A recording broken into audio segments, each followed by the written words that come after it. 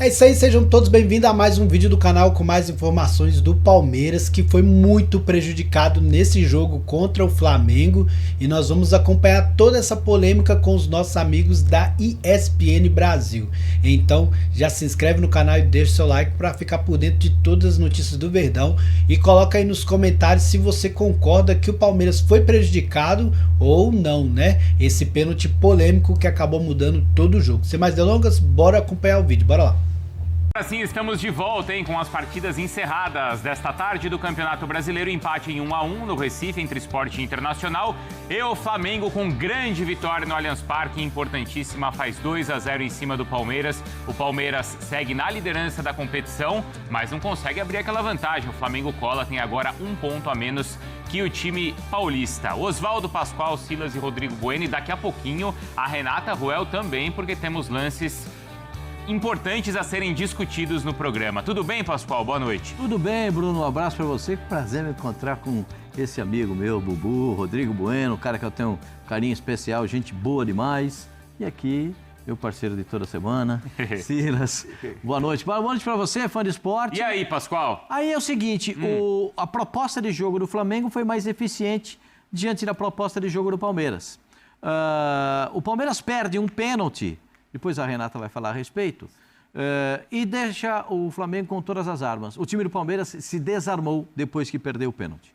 Quando o Piquerez bateu aquele pênalti, por que todo jogador do Palmeiras só bate pênalti assim? Não tem um valente para dar um chute e a bola bater para... Não tem um corajoso para bater uma bola com vontade para dentro do gol? Se não me fala a memória, é o quarto pênalti que o Palmeiras perde entre paulista e brasileiro.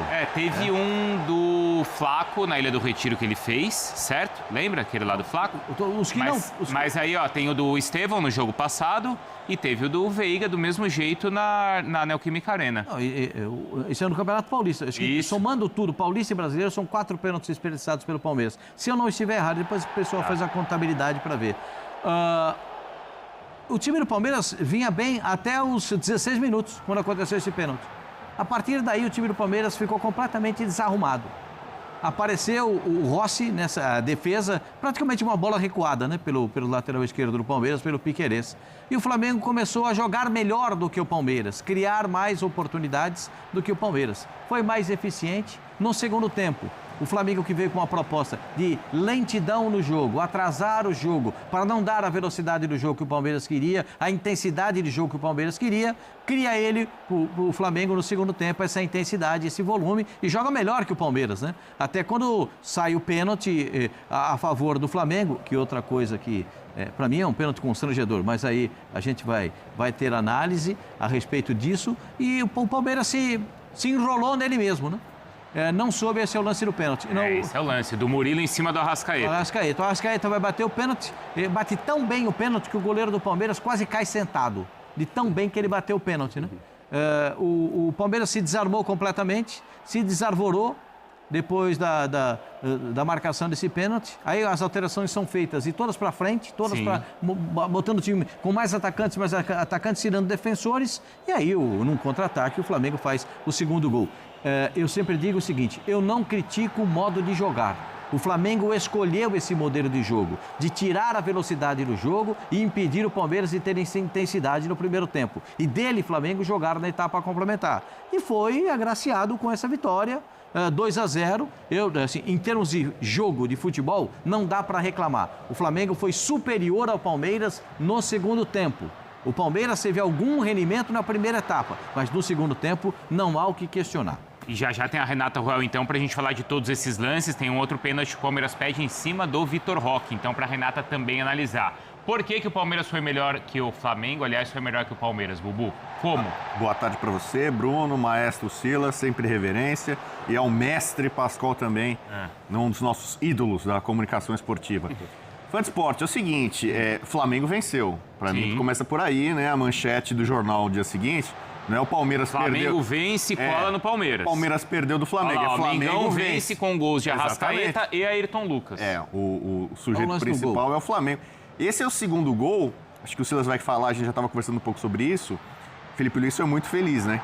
Que ele coloca na reta final Pedro, o garoto Wallace Ian e o Ayrton Lucas. Os três participam do lance que define a partida, né? Teve o pênalti que vai ser discutido depois. Mas, importante para o Flamengo, o Arrascaeta é o melhor jogador do campeonato. O líder ainda é o Palmeiras, com ponto de vantagem, mas se você pegar o conjunto da obra do Arrascaeta nesse campeonato, ele foi decisivo em quase todas as vitórias do Flamengo. Verdade. Fazendo gols antológicos, gols... lembrando às vezes o Romário de biquinho, o Ronaldo. Eu já cheguei a falar que ele fez gol parecendo um pouco o Zico. No ângulo contra o Cruzeiro. Então, o Arrascaeta acaba sendo determinante porque ele sofre o pênalti que muda o curso do jogo e ele converte um pênalti, que para mim também é uma questão. Tem o mérito dele, a calma, a paciência, a tranquilidade, mas o Rossi é um pegador de pênaltis muito mais contundente, mais eficiente do que o Everton. Um goleiro como o Everton, assim, acho que pega mal a forma como ele reage ao pênalti. Por mais que seja um cobrador experiente e talentoso, mas ele não pode ficar ali, a bola passar perto dele ali, ele ficar quase que estático, entregue ali, quase vencido no pênalti. Sentado, né? Quando ele quis reagir, não tinha como. Não foi um pênalti forte, não foi um pênalti tão no canto. Mas isso aí não é o talento do Arrascaeta? É o talento, mas o goleiro tem que estar preparado para isso. Até porque hoje em dia os goleiros estudam os batedores, porque, por exemplo, esperam Rossi, até o fim. O Rossi não fez nem força para pegar o pênalti do Piquerez. Mas ele espera até o fim. E o Rossi já tem um histórico muito maior que o Everton de pegar pênalti. Não, mas aí eu tô querendo destacar a diferença entre um pênalti bem cobrado e outro mal cobrado. Mas assim, era um pênalti aparentemente defensável, mas também aqui isso não é o principal. Mas assim, eu acho que pega mal para um goleiro desse nível, o Everton, que é um goleiro que tá chegando no Ancelotti daqui a pouco, a gente não sabe quem vai ser o terceiro goleiro convocado, né? O Everton estaria... Não tem a reação ali. Eu acho que não é legal. Se ele...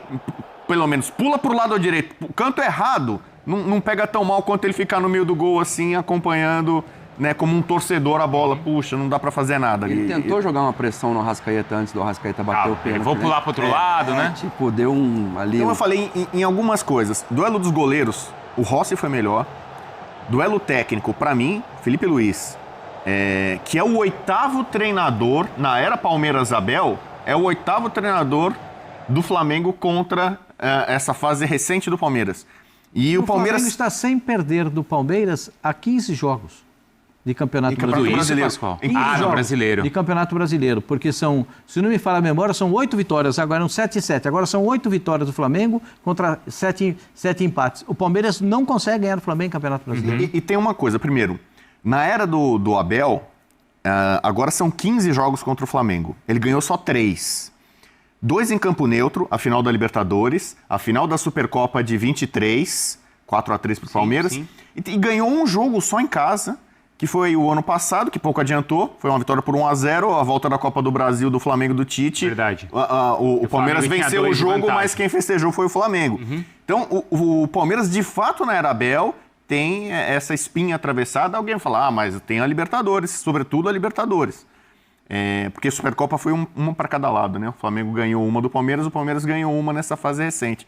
Mas, de fato, o Flamengo consegue travar o Palmeiras. Coisa que o Palmeiras faz com muita competência contra quase todos os adversários, contra o Flamengo, e é campeonato de pontos corridos, mas é quase que uma final para todo mundo, né? Essa espanholização do futebol brasileiro. Palmeiras e Flamengo, o Ancelotti vai chegar agora que tem que ver um jogo aí, qual que é o jogo principal. Era o de hoje. Ele já chega, deixa eu ver como é que foi esse jogo aí e tal. O Palmeiras chegando. O Cruzeiro joga hoje contra o Fortaleza. A Renata Guel já tá chegando, tá, Silas? Mas eu quero te ouvir também, porque a Renata é uma estrela desse programa de hoje. Não é, Pascoal? Hoje é. Não só de hoje. Mas, Silas, dá pra gente falar que em um jogo que estava sendo equilibrado, mais disputado do que tecnicamente bem apresentado, foi essa questão dos pênaltis que decidiu? O pênalti que o Palmeiras perde e o que o Arrascaeta faz? Essa foi a diferença? Primeiro, uma boa noite para todos, né? Bruno, Pascoal, Bubu, pro fã do esporte também. Eu compartilho com o Pascoal a questão do Palmeiras estar melhor no começo até o pênalti. Quando o Piquerez erra o pênalti, por que não bate o Estevão? Tudo bem, errou o pênalti no jogo passado, mas fez o gol.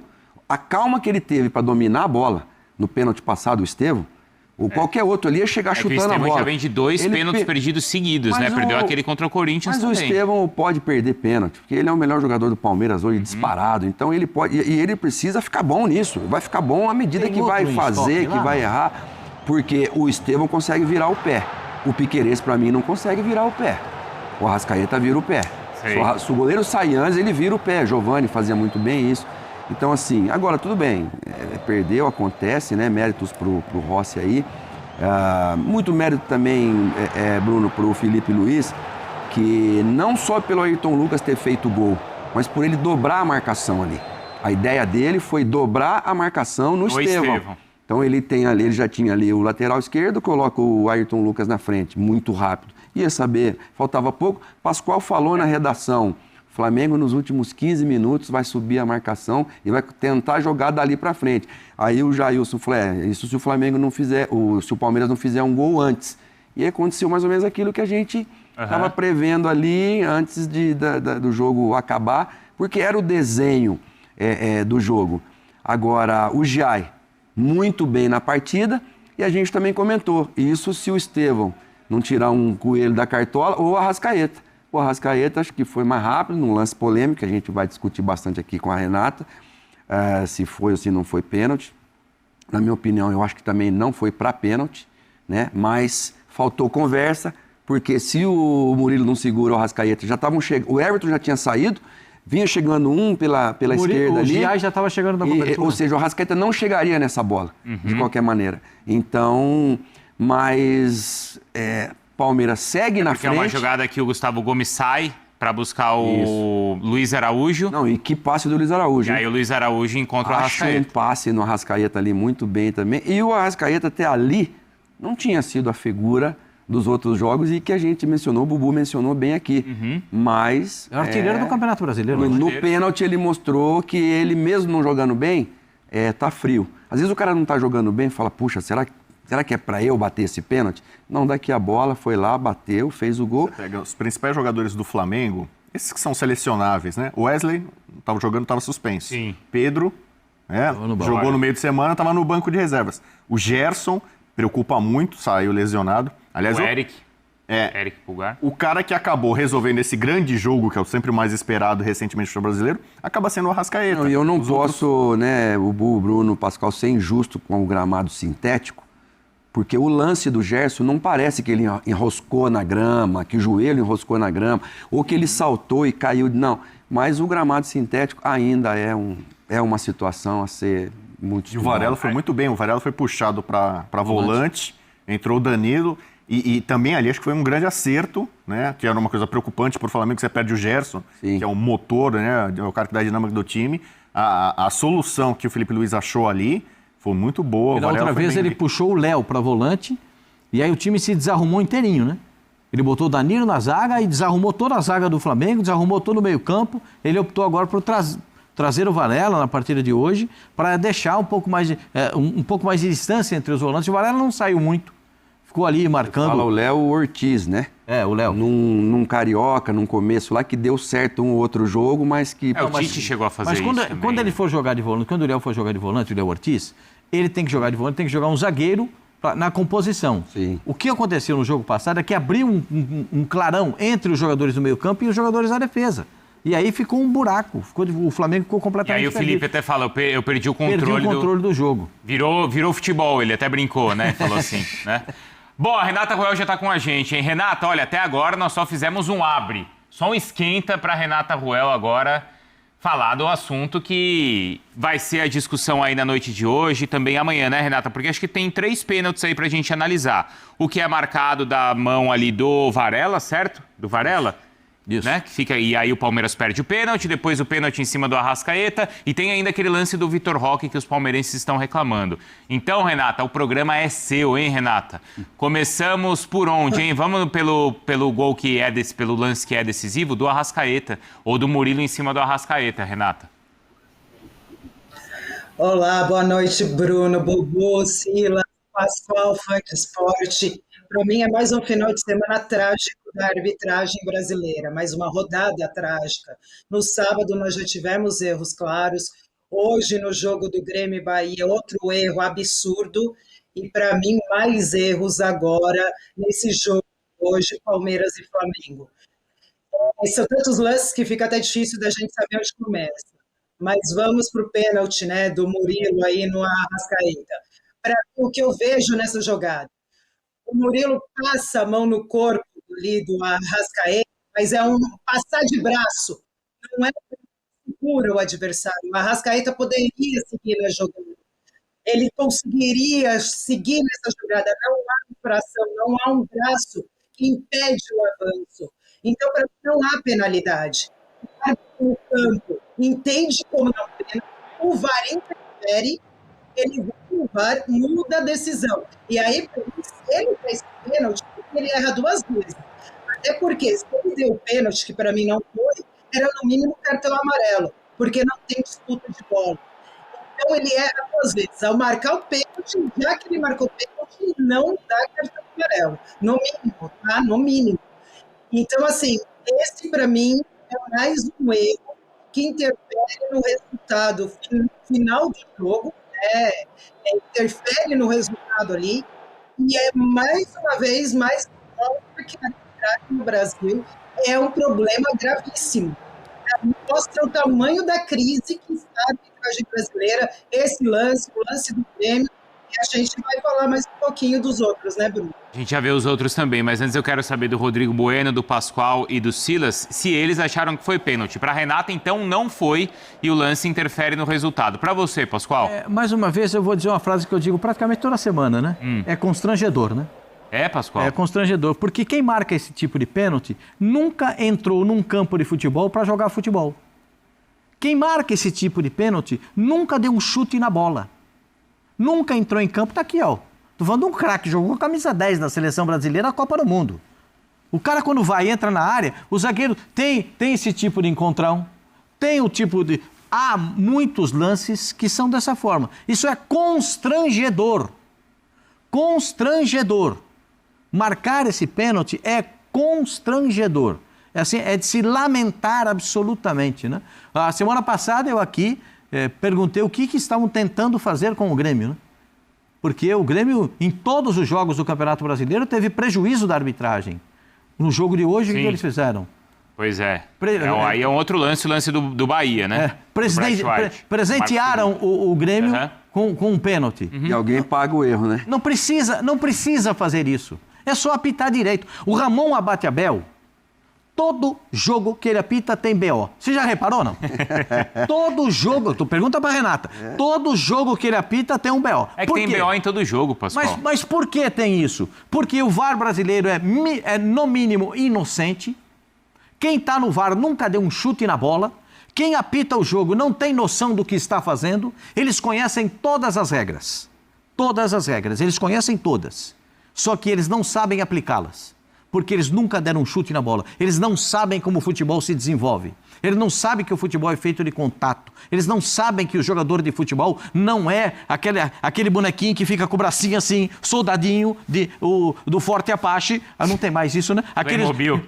Playmobil. Você não consegue. Eles não têm a mínima noção do que seja o futebol. Mas eles conhecem todas as regras. Eles não são desconhecedores de regras. Eles são constrangedores de espetáculo. Eles constrangem o espetáculo. Ô, Silas, e pra você? Foi pênalti? Porque o Pascoal falou, os caras nunca tiveram lá no campo. Você esteve. Pra você foi pênalti ou não? Não, também não. Não? E é interessante que a gente estava na redação ali, Bubu, tinha palmeirense, tinha flamenguista, tinha de tudo ali. Tava um clima tenso bom, bom sentido, assim.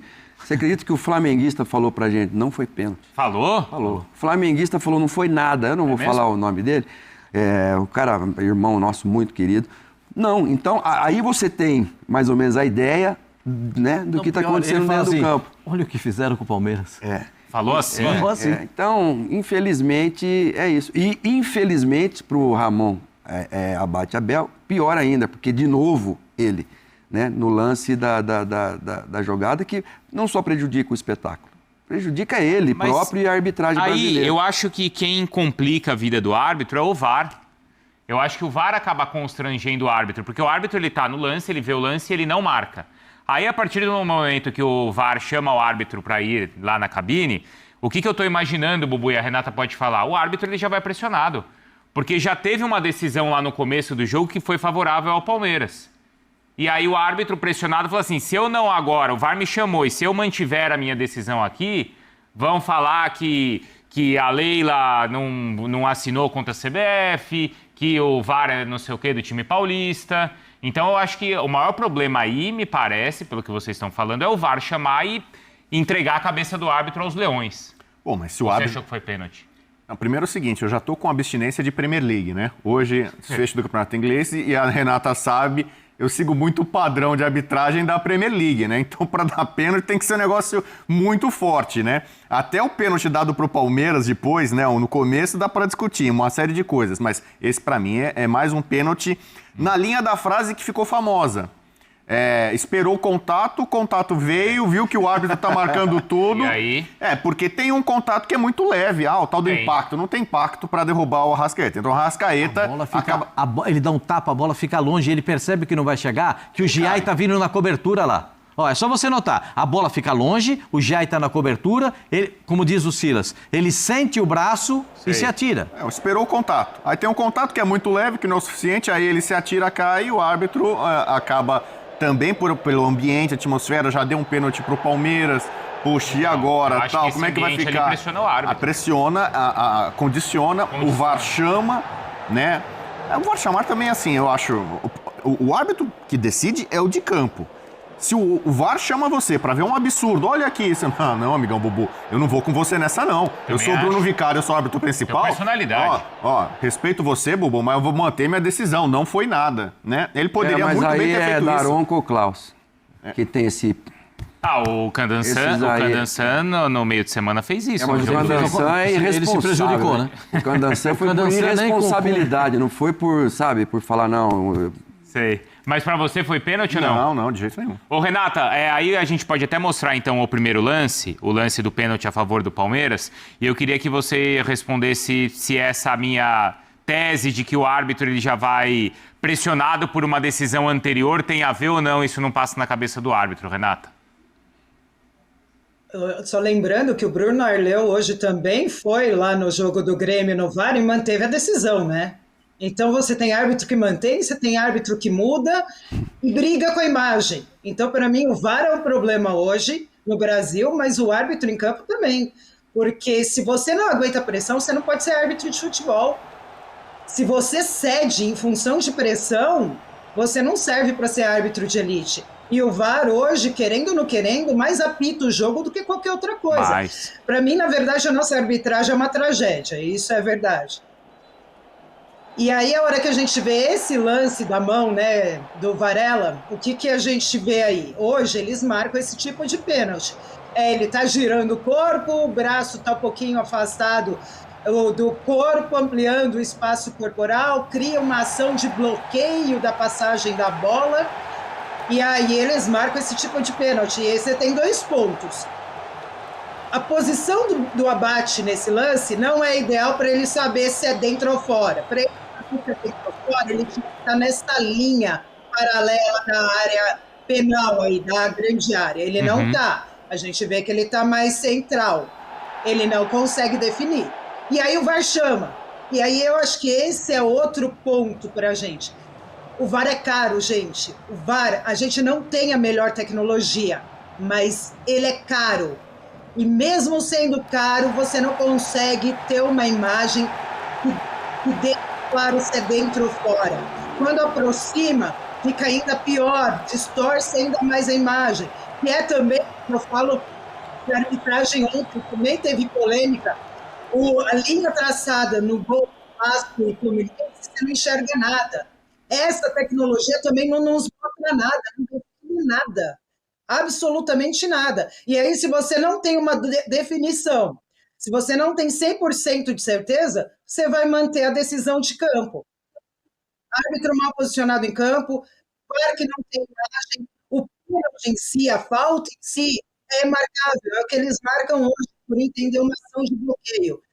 Agora, dentro ou fora, é algo que não poderia mais discutir com tanto dinheiro que envolve o futebol. Vocês conseguem definir se foi dentro ou se foi fora? Só para explicar. Consegue, Pascoal? O VAR no Brasil é um Atari diferenciado, é um Atari um pouquinho melhor.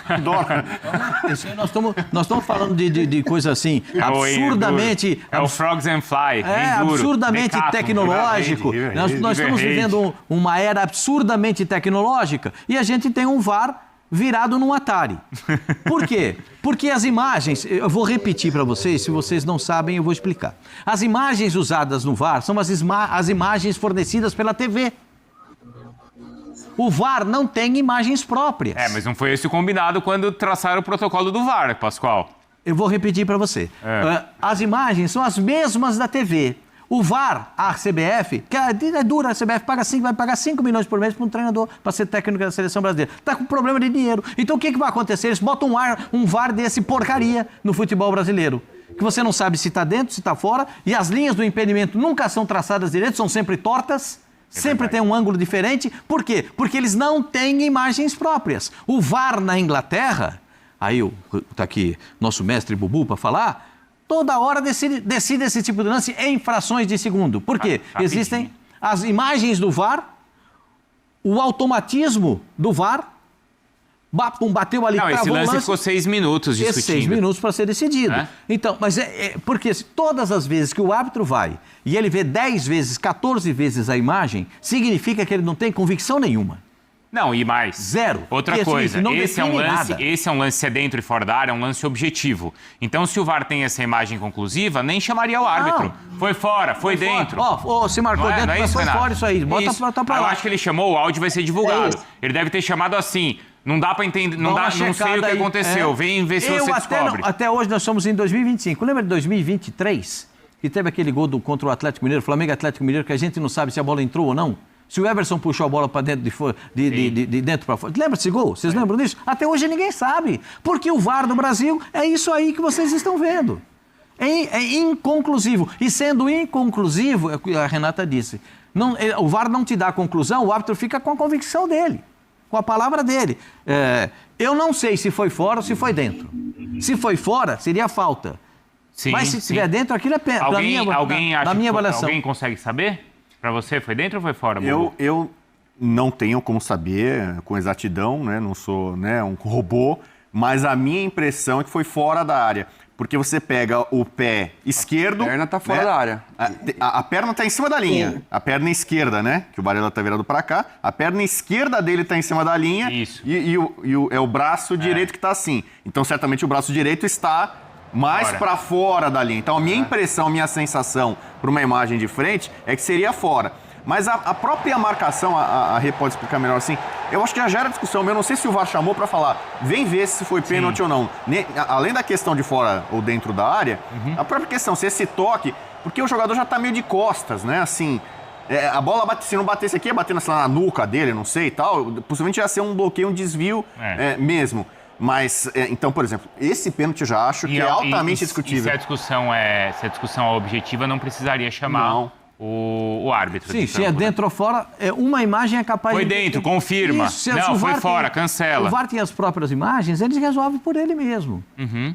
Eu não tenho nenhuma convicção a respeito disso aí. Fala, Rê.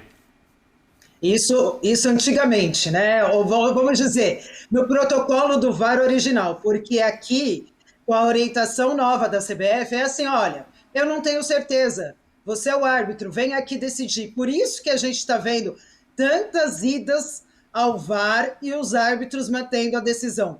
Porque para a comissão de arbitragem hoje, o árbitro de vídeo, ele é um árbitro assistente, ele não tem que definir nada. Ou seja, na minha visão agora, tá? Se ele não tem que definir nada, você coloca qualquer um lá, você não coloca um árbitro lá. Se qualquer pessoa lá olha a imagem e fala assim, vem aqui agora e olha que você toma a segunda chance. Então, no protocolo do VAR é isso, ó. O VAR tem convicção de dentro ou fora, ele só avisa para o árbitro.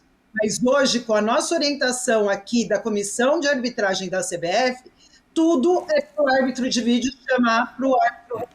Então deixa o cara apitar o jogo no campo. Ou então põe um drone lá, né, para apitar e aí vai chamar o VAR mesmo. É isso. Você não precisa do automaticamente o robô apita. E outra coisa, o pior de tudo isso é que agora o pessoal lá de Recife do esporte vai estar falando, mas o dia que o Rafael Veiga caiu lá dentro da área lá, que o Brasil inteiro, inclusive o Marcos, goleiro, ficou... Sim.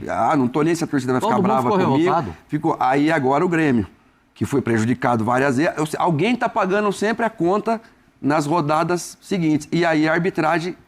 A gente nunca vai chegar a um consenso, por isso que a arbitragem não vai melhorar nunca. Por isso é que no jogo do final de semana passado, no Corinthians e Santos, o Klaus foi...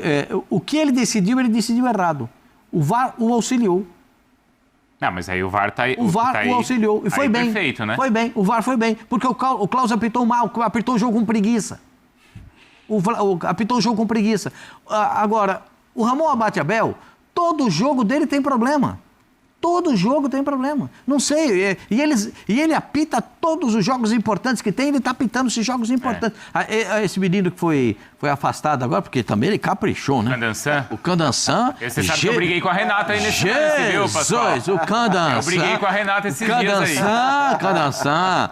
Sabe o que eu falei aqui, Candansan? Eu achei que foi falta. Vai jogar um pouquinho de futebol pra você perceber como é que é, cara. Eles têm que jogar futebol. Deixa um dar tranco no outro, brigar pela bola. Então. Tá, ele tá...